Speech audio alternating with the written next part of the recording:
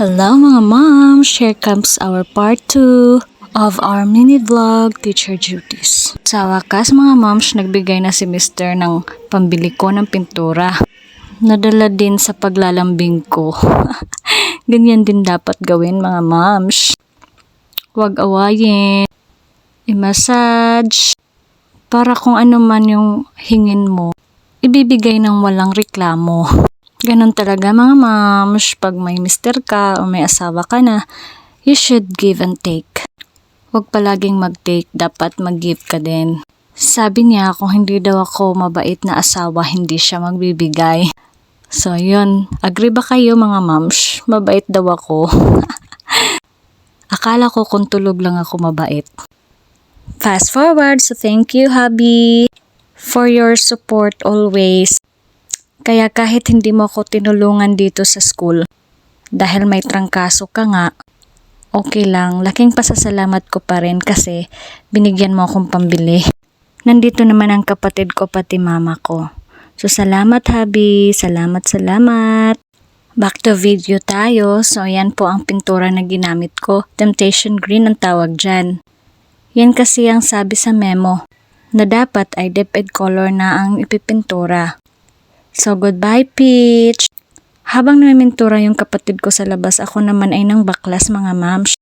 Sabi ko nga sa part 1, diba, na may bagong patakaran ang DepEd? Na kailangan yung wall should remain bare. Kailangan yung mga unnecessary posters ay baklasin. Gaya na lang yan, mga moms. Flower kasi yan, bawal yan, so kailangan tanggalin.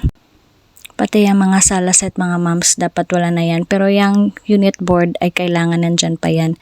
Kasi yan yung guide namin kung ano ang ituturo namin. Mga quotations, wall clocks, even alphabets ay bawal na din. Health corner, oral reading standard, pati yung silent reading standard ay bawal. Pati yung flag at yung president. So ito yung baklas moment ko mga moms. Nag-fast forward na ako. Pasensya na kayo sa mga makukulit na mga bata dyan. Yan yung mga pamangkin ko, mga anak ng brother ko na tumulong sa akin magpintura. Tagasunod sila ng mga binabaklas ko mga moms kasi gusto nilang paglaruan yan. Yan mga moms, konti na lang at matatapos na ako magbaklas. Ganito ka-busy mga teachers ngayon mga moms. Baklas dito, baklas doon, pintura dito, pintura doon.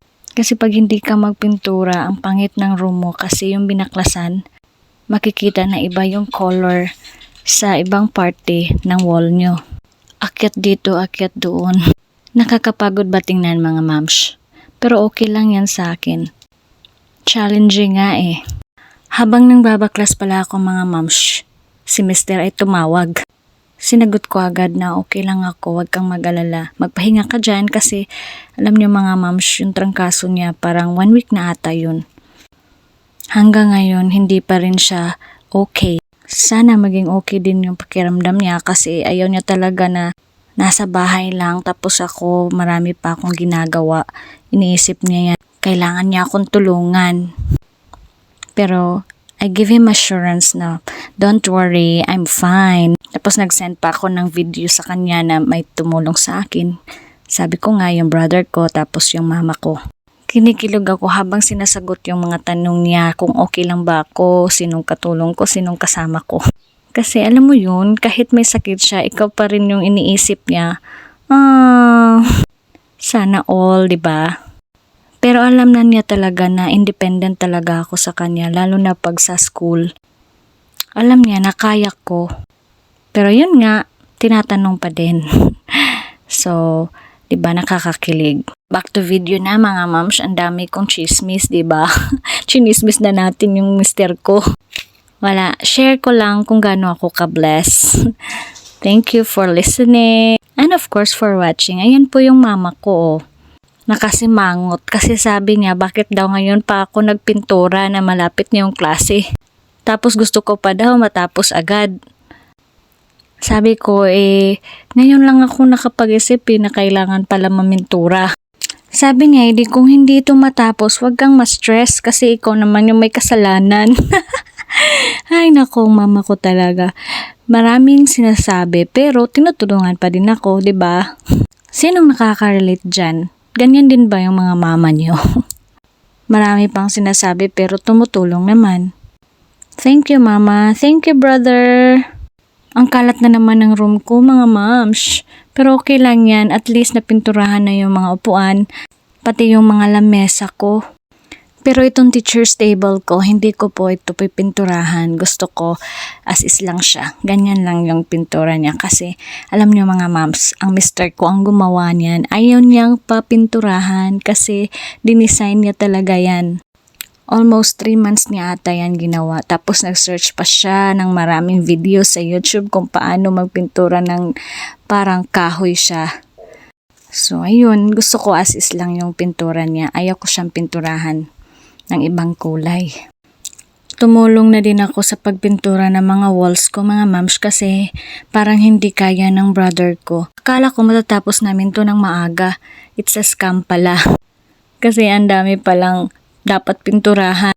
Nilinisan pa yung walls kasi ang dumi na, maraming mga sulat. Ang salarin, of course, yung mga bata. Ang mga estudyante ko, pero okay lang yun kasi 'di ba nga sabi, learning by doing. So, kung sa kanila matututo silang magsulat dahil sinusulatan nila yung wall ko, so okay lang sa akin. Okay lang na mag-repaint. Ivory pala yung pintura ng wall. Yung white po dito banda ay yun yung pinintura ng kapatid ko. Flat wall yan. Yan kasi tinuro ni Mister na dapat daw pag magpintura para malinis, lagyan daw ng flat wall. Nakipag-argue pa ako kasi sabi ko, wag na lang, ang dami ng gastos eh. Tapos sabi niya, o di sige, bahala ka. Sabi ko, joke lang, sige daw, sige, makinig na ako. So yun, nung nakinig na ako sa kanya, in-apply ko din dito sa pagpintura namin. Salamat hubby sa ideas mo. Sabi niya, ilang taon na daw siyang namimintura doon sa barko. So, dapat daw akong makinig sa kanya. Of course, makikinig ako sa'yo, no? Thank you! Ang ganda talaga ng kalalabasan, mga moms. Ang linis-linis. At dapat pala, pag magpintura tayo, kailangan lagyan mo ng papel or kahit na ano para hindi mapunta sa sahig ang pintura. Natuto din ako kasi dati hindi ako naglalagay ng kahit ano sa baba. Ang nangyari, napuno ng pintura yung sahig ko at nahihirapan akong tanggalin. Kaya ngayon, ito naglagay ako ng mga papel. FYI po, mga patapon na po ito ng mga papel so pwede na itong gamitin. Baka nagtaka kayo kung bakit hindi ako naka-hand gloves. Okay lang yan mga moms kasi yung gamit ko is water-based na pintura. So, pwede siyang hugasan lang yung kamay mo ng tubig at mawawala na siya. Maganda pala yung water-based na pintura mga moms kasi ang bilis lang niyang matuyo. At saka, hindi talaga siya mahirap linisin. Tubig lang, sapat na. So, ayan. Paint. At sa wakas mga moms, malapit ko nang natapos ang side na ito ng wall ko. Promise, madali lang tingnan. Pero masakit na yung kamay ko dyan. Pero laban pa rin tayo. Laban kahit wala tayong kaaway. Fast forward tayo. So ayan, natapos ko din yung side na yan. Ang saya ng brother ko kasi natulungan ko siya. Baliktad ba? Dapat ba akong dapat masaya kasi siya yung tumulong sa akin. At ito na ang finished product mga moms. Salamat mama, salamat brother. Thank you for watching. Subukas ulit. Kailangan pang bumalik sa school kahit weekend mga moms kasi hindi pa tapos, hindi pa na-arrange. Mag-a-arrange pa ng upuan, tapos magpa-floor wax pa. Hindi pa siya pwedeng i-arrange kahapon kasi basa pa, hindi pa tuyo yung mga pintura. So, nag-cramming na ako mga moms. Kailangan matapos to bago yung pasukan. That's all for today. Bye-bye. Thank you for watching. God bless.